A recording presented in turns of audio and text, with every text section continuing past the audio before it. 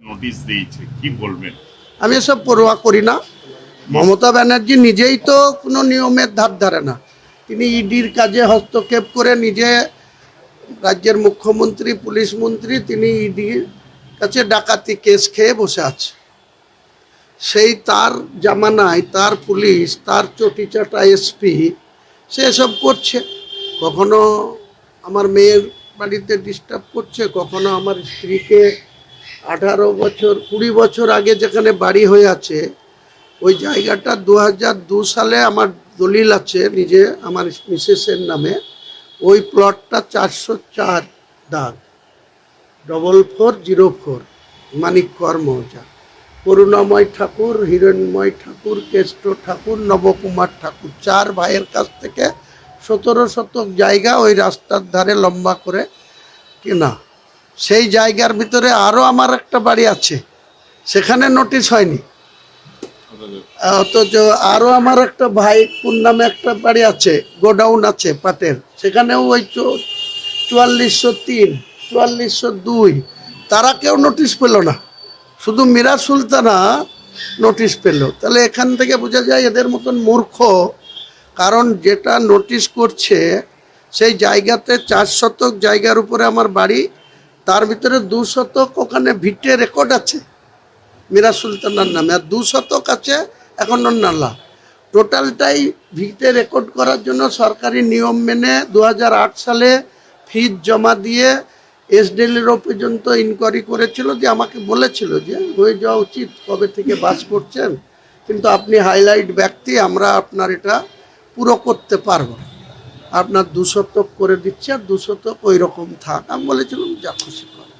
তা এখনও আমার 4 শতক জায়গার উপরে বাড়ি আছে, 2 শতক তো আমার ভিটে রেকর্ড আছে।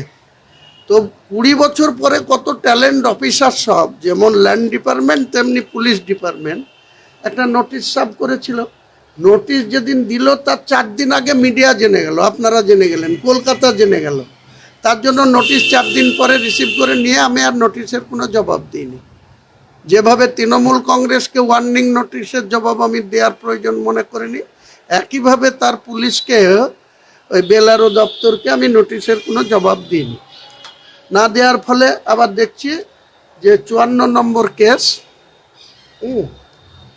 Shaktipur PS, case number 54/26, dated 5/3/2026। তো ওই যে একটা নোটিশ দিয়েছে দেখেন, এই নোটিশটার আজকে বেলা 12টায় ডেকেছে। এই যে না, কেন যাবে? আমি তো বলেছি চুপচাপ বাড়িতে থাকো। আপনাকে যে হ্যারাসমেন্ট করার জন্যই আর কি? তাছাড়া আবার কি, আমাকে চাপে রাখার জন্য, রাজনৈতিকভাবে মোকাবেলা করতে পারছে না। মুর্শিদাবাদ জেলায় হুমায়ুন কবিরকে অপ্রাসঙ্গিক করে দেবো এটা ভেবেছিল। এখন হুমায়ুন কবিরের যে প্রক্রিয়া শুরু হয়েছে রাজনৈতিক, তাতে ট্যাবলেট খেয়ে ঘুমাতে হচ্ছে ভাইপুকে, পিসিকে। কাজেই তার লোকরা তো এইসব করবে। আর এই চটিচাটা এসপি অধীর বলছিল সেদিন যে ভাইপুর বাড়িতে কাপড় কাচা এসপি, আমি বলবো চটিচাটা এসপি। এই চটিচাটাকে ঈদ হয়ে যাক, তারপরে এর আস্ফালন। আর এর যে থানায় থানায় সে দারোগারা যেভাবে ব্যবহার করছে মানুষের সঙ্গে, আজকের মিটিংয়ের জন্য ডোমকল থানার আইসি এসছে নতুন, কি মোহামেডান, তো সে সবাইকে থ্রেট করছে যে মিটিংয়ে যাওয়া হবে না।